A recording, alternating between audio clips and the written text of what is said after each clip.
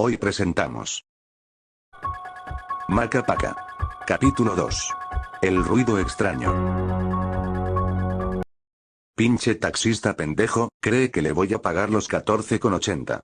Mejor me lo gasto ahorita para un paquetaxo y una coca de a litro con mi compa Lil Pump.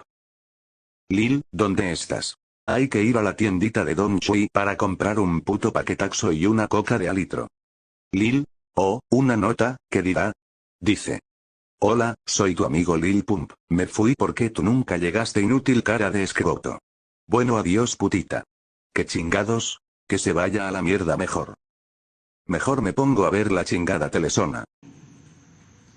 ¿Qué es esta Con poronga? equipos inservibles. ¿Qué la verga? AMLO Me y sus tocó mamadas. verlo en mis... Mejor me voy a dormir, porque no he dormido hace 3 días. Y ya me está empezando a rechinar la rodilla. Bueno, a la chingada. ¿Qué pedo? ¿Qué puta se escucha? Iré a checar, cuidadosamente.